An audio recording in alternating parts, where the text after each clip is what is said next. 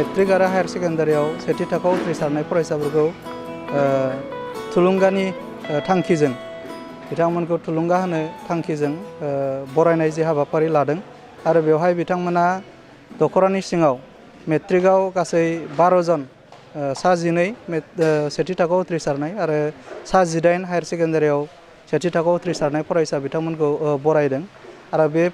बे बरायनाय हाबाफारियाव आं बाहागो लानो मोननानै आं जोबोर गोजोननाय मोनदों मानोना बिथांमोनानो फैबाय थानाय समाव बा इयुन समाव नैबे सुक्लाय सेरफां दख'रा एबसुनि साफा माने सुबुं सम्पद जागोन बिथांमोनानो जोंनि हारिनि सम्पद जागोन बिथांमोनानो समाजनि साफा सम्पद जागोन आरो गंफा न'खरनिबो बिथांमोना साफा सम्पद जागोन दा ओंखायनो बेबायदि जोंनि इयुन सम्पद बिथांमोनखौ आङो बरायनो मोननानै आं जोबोर गोजोननाय मोनदों आरो मिजिंथिदों दिनै मेट्रिकआव हायार सेकेन्डारियाव जिबायदि पारसेन्ट लानानै बिथांमोना सेथि थाखोआव उथ्रिसारबाय बेनिख्रुइ आरो साबसिन मोनफ्रोमबो आनजादाव बिथांमोना मोजां रिजाल्ट खालामगोन मोजां मार्क लागोन आरो गावखौ दाफुंनायजों लोगोसे जोंनि समाज जोंनि हारि आरो देशनि थाखाय बिथांमोना खामानि मावगोन जों बेखौ दुलाराय बर' फरायसा आफाद हिसाबै जोङो हास्थायगोन। नैबे समाव नोंथांमोननि बिजोंखौ आं साबायखर बावनो सानबाय जोङो सुक्लाय सेरफां दख'रा दुलाराय बर' फरायसा आफादा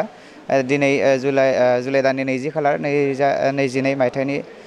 बेवहाय जोङो जा हायार सेकेन्डारि आरो HSC जोबथा आनजादाव उथ्रिसारनो हानाय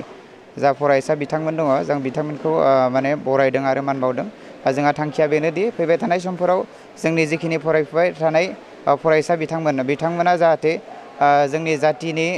माहारि दानाय आरो जातिखौ जौगाहोनायनि जिखिनि मिजिं आरो सिमांफोर दङ जाहाथे बिथांमोना साफा गेदेमा सुबुं जाहैनो हायो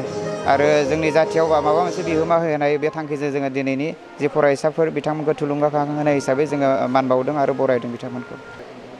दिनैनि नैबे समाव जोङो मेट्रिक आनजाद उथ्रिनाय सा 14 जन फरायसा आरो हायार सेकेन्डारि आनजाद फरायनायनिफ्राय जोङो गासै 19 जन फरायसाफोरखौ मोननो हादों गासै जों बेखिनि फरायसाफोरखौ जोङो बरायदों आरो मान बावदों। बायदि बिथिङाव रोंगौथि गोनां गोसो गुदुं सुबुंफोरनि थाखाय गोजोनथाव खौरां गावगावनि बायदि रोखोमनि रोंगौथि दिन्थिनो थाखाय लानानै फैदों multi talent reality show Bodoland Asian cultural development CS लिमिटेडनि बानजायनायाव फैगासिनो दं बड'लेण्ड गट टेलेन्ट सिजन 2